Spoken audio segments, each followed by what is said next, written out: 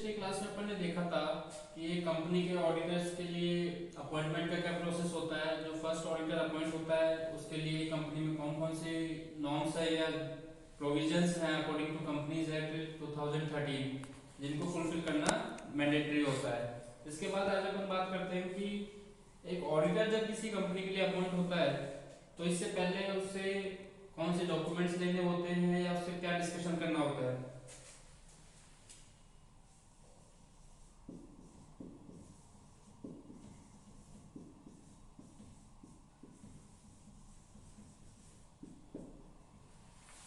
Certificate and consent.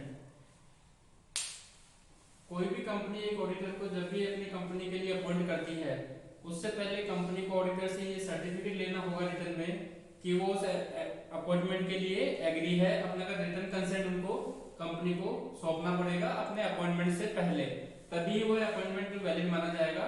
जब भी ये कंडीशन फुलफिल हो जाएगी कि जो कंपनी का ऑडिटर है वो अपनी कंसेंट दे चुका था और रिटर्न में सर्टिफाई कर चुका था कि वो कंपनी ऑडिटर बनने के लिए इच्छुक है, उसे कोई भी आपत्ति नहीं है। ये जो रिटर्न डॉक्यूमेंट होगा या सर्टिफिकेट होगा ये इस चीज का प्रूफ भी होगा कि जो क्वालिफिकेशंस चेक करते टाइम जो उसने सर्टिफाई करा है वो ट्रू एंड फेयर है। उससे ये कंसेंट भी ली जाएगी कि अगर किसी भी तरह से उनके डॉक्यूमेंट्स में कुछ भी लूप होल मिलते हैं या कुछ भी मिस एप्रोप्रिएशन या कुछ भी मिसकंडक्ट पाया जाता है तो उसके लिए वह खुद ऑडिटर जिम्मेदार होगा। इसी चीज के लिए सर्टिफिकेट एक कंपनी ऑडिटर को अपॉइंट करने से पहले लेती है।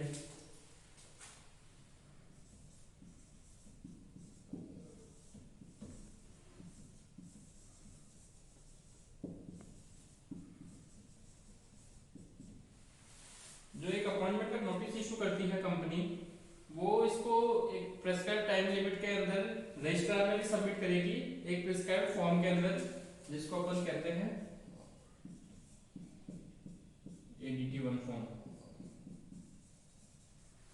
इस प्रिस्क्राइब फॉर्म में कंपनी रजिस्ट्रार को इस within 30 days within 15 days of passing resolution in the general meeting after the appointment of auditor the company should fulfill form ADT1 and submitted it to the registrar। Registrar को ये form जमा करने के बाद ये confirmation हो जाता है कंपनी के लिए कि उसका जो अपॉइंटमेंट है वो एक वैलिड है और उसको एक गवर्नमेंट का अप्रूवल मिल चुका है। क्योंकि कंपनी जो होती है उसमें शेयर होल्डर्स कई होते हैं, बहुत से लोग जनरल मीटिंग्स को अटेंड भी नहीं करते हैं। जो उसमें वर्किंग या जो एक्टिव मेंबर्स होते हैं वो कुछ बोर्ड के डायरेक्टर्स होते हैं, डायरेक्टर होता है एक तो, और कुछ उसके मेंबर्स होते हैं बोर्ड मेंबर्स जिन्हें पर कहते हैं। तो वही डिसीजन लेते हैं या रिप्रेजेंटेशन देते हैं पूरे शेयर होल्डर्स का। तो हमेशा गवर्नमेंट ये चीज देखती है, कंसिडर करती है कि एक छोटा सा भी शेयर होल्डर जो उस कंपनी में अपना पैसा इन्वेस्ट करके बैठा है उसके साथ कुछ भी गलत नहीं हो जाए, इसके लिए कंपनी के ऊपर एक गवर्नमेंट वॉच रखती है और इसीलिए वो कुछ फॉर्मेलिटीज अपॉइंटमेंट करवाते टाइम ध्यान रखवाती है।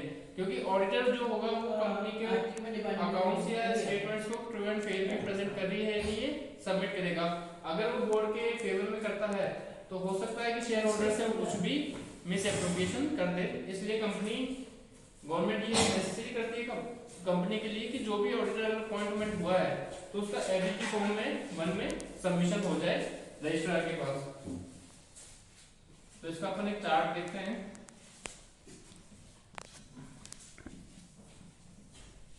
एक प्रपोज ऑडिटर होगा,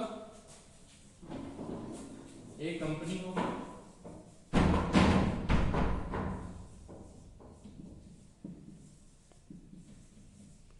ये अपनी सर्टिफिकेट देगा और कंसेंट देगा।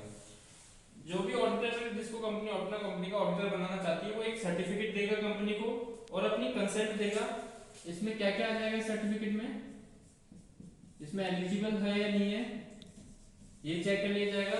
जो चार्टर्ड अकाउंटेंट्स एक्ट है 1949 उसके अकॉर्डिंग वो कंपनी वो ऑडिटर एलिजिबल है या नहीं कंपनी का ऑडिटर बनने के लिए।